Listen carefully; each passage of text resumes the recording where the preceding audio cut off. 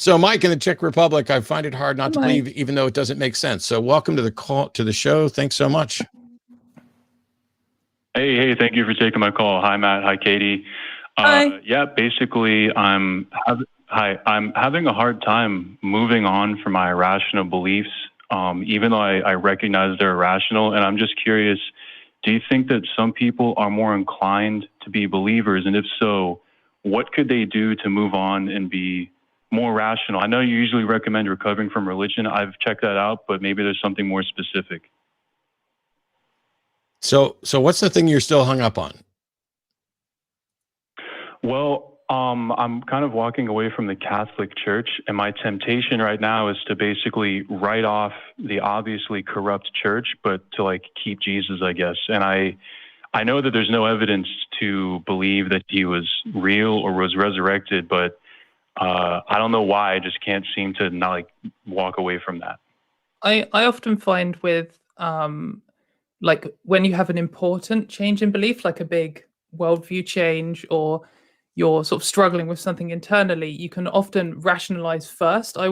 How I see it myself is there's like two parts to me understanding something. There's the rational part, and that's the bit I can get to just by thinking, and it's the bit that I can, work through first. But then the emotions are a lot slower to come with it. And often with something like worrying about hell or worrying about believing in God, I can say, well, there's no evidence for it, so it's silly to believe it, so therefore I'm not going to believe it. And, you can ration for all that. But then something happens and suddenly your emotions are like, I need to ask for forgiveness from God, or what about hell? And it makes you fear again. And that makes you start doubting your rationalization. And I think that if you just this is what I've done in the past, is when I start panicking or when I start feeling bad or something, I just re-rationalize it. I just go through the rational, the rationalizations I use to get to my new sort of rational position. And then it just takes time. I think with any sort of emotional change, it just is going to take longer for you to reprogram your brain and things to react to it sort of naturally.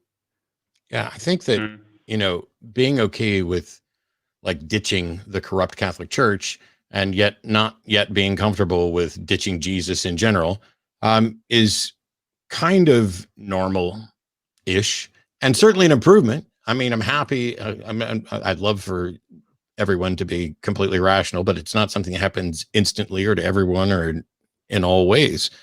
But to stop supporting a corrupt criminal organization like the Catholic Church is a great first step. But when it comes to, when I ask what's the holdup, you're right. I would recommend recovering from religion and other things, but everybody believes for different reasons, and your reasons for staying, not being willing to let this go, are your own. And so I don't have a stock set of like, here's a quickie response for you. I'd need to know specifically what it is that you're afraid of. Is it because for many people, it's like, what if I'm wrong? Yeah. I think maybe like probably just hell, and I didn't even really grow up a Christian anyway. I sort of kind of like programmed myself into getting into it. And I guess maybe the fear of that is probably the biggest one. And I don't know. I feel like I would be the perfect candidate to like join a cult or whatever. I seem to be just more gullible about stuff. So I don't know if there's some people that you think, or maybe other people would recognize it, but some people are just more likely to be willing to buy in and willing to be a participator. That seems to be my issue. And I don't know how to like stop being like that, I certainly think that that's possible and plausible. People believe for different reasons. Some people are going to be more predisposed to certain beliefs or whatever.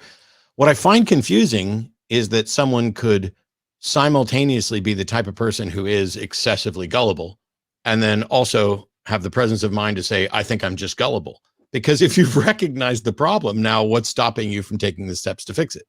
Which is refusing to accept that something is in fact true or is in fact likely to be true until you're given sufficient evidence for it. And so, yeah, I recommend, start going through books by skeptics on critical thinking, and Carl Sagan's baloney detection kit or bullshit detection kit. But basically, when you're asking yourself, when somebody comes to you with a claim that you find unusual or that may be supernatural, like if I said, I feel like I can read people's minds. If I just, as a regular, we were just sitting down having a conversation, and I said, I feel like I can read people's minds. What goes through your head when you hear something like that? I'd want you to read my mind. Okay. What if I can't really do a good job of it, or what if I get it partly right? Like, for example, I'm going to say, is there, like, do you come from a family of 4? Yeah. Okay. Dun, dun, dun. How could I have known that? Okay. Yeah, I didn't know that. Yeah. I guessed. It's the most common family arrangement, so I guessed 4. And the interesting thing is, if you'd said no, if you were from let's say a family of 6 where you have 2 parents and 4 siblings, I can respin that to mean like, well, how many brothers and sisters do you have? And you could say 3. And then I would say, oh, you come from a family of 4 siblings. I wasn't talking about your parents. There's ways for people to respin stuff like that. But if your first response is, wow, how did you know that? Instead of, hey, did you actually know that? Is this a trick? Is this a guess? Right. Those types of questions are the ones you need to start asking first. It reminds me, I just did a debate recently that was supposed to be about, did Jesus fulfill prophecy? Unfortunately, my opponent could not express a single prophecy clearly to show that here's a prophecy and here's how Jesus fulfilled it. Instead, he goes to Isaiah 53 and says, oh, this is about the long-suffering servant. And if we look at the story of Jesus, Jesus suffered, so I'm just going to claim that Jesus fulfilled prophecy. But the questions there that should be asked are, is Isaiah 53 prophecy? And is it answerable by a single set of circumstances without interpretation? And did we know leading up to Jesus that this was going to be what Jesus was going to be like? And now we've identified this person. Like, was there a prophecy that said, in March of 2021, Matt will take a call along with Katie from someone named Mike? There's no predictions that are that specific. And yet we look at this and we say, oh, here's this. And it looks like Jesus fulfilled this prophecy. And the right question to ask is this a prophecy? How do we know it's a prophecy? And what would fulfill it? And we can't do it all after all the events have happened. Mm.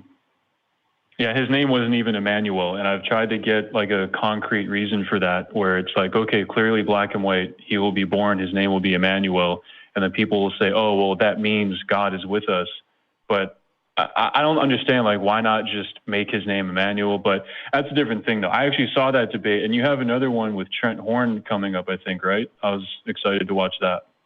Yeah, this one's on the resurrection, and it's going to be on April 8th, I believe. But in any case, it's all about, everything is about asking the right questions. Because the way we tend to get tricked most of the time is by assuming the things that, like, aren't actually in evidence. Like, for example, if I were to hold up a piece of paper that had a prediction written on it that seems to have come true, that's one way to show, oh, I've made a prediction and it came true. But have you asked the question of, where was that prediction beforehand? How do I know that this wasn't prepared after the fact? What kind of trickery could actually be here?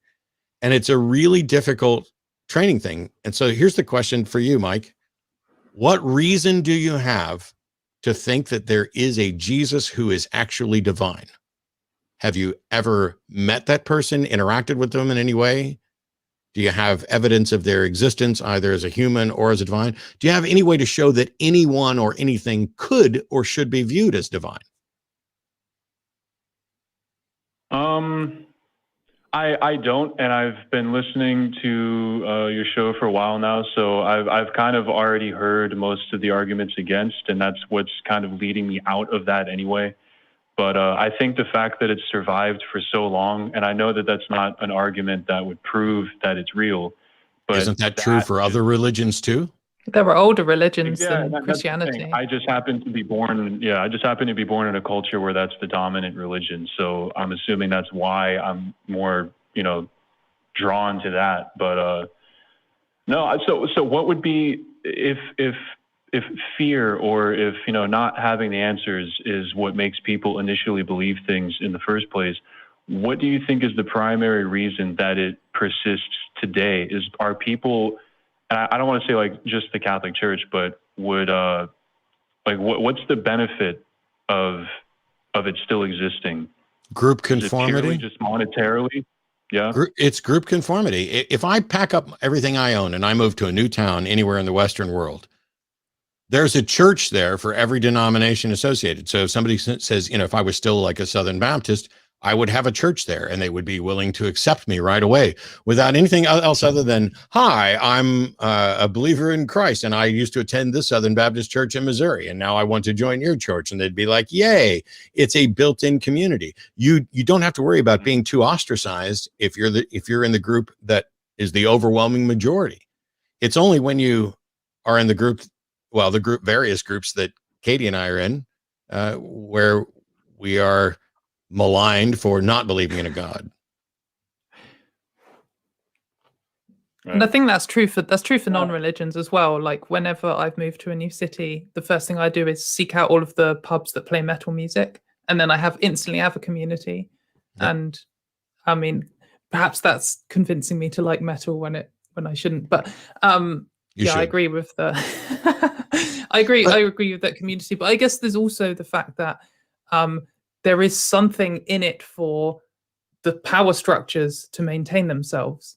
You know, it makes sense for them to try and convert people because they get more money and they get more power and more influence to push the world in the way that they want to go. So it's not just that it's a group of people coming together as a community. It's also there are then people who want that to happen for a range of reasons. And there are communities that aren't religious. The atheist community of Austin. There's a local trans community. There's a local LGBT community. There are various organizations. And so that's what all of them are trying to do. They're not trying to be religions. They are trying to be supportive and contribute to the fact that most human beings need community, need some sort of cooperation. Some people are really fine on their own and everything else.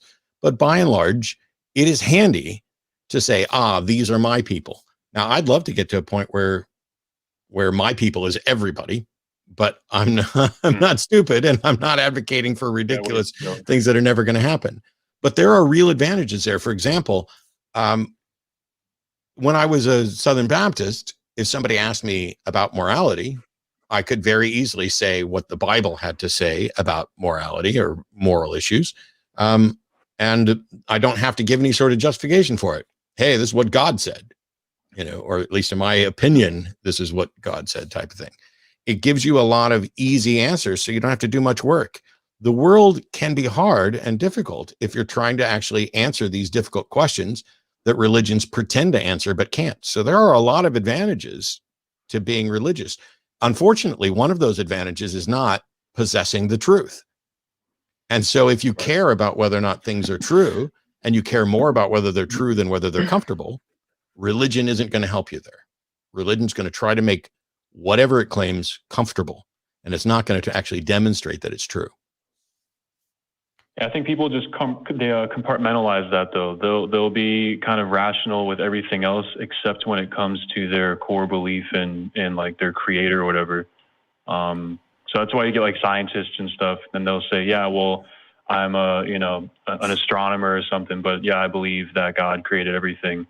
Or, geologists and stuff, and they'll still say that, yes, there was actually a flood and all that. But I don't know. I guess it's, the community thing that makes a lot of sense. But that like selectively being rational isn't just a religion thing. I mean, as a trans person who spends a lot of time arguing about trans rights, there's a phrase that I use a lot, which is transphobia rots your brain.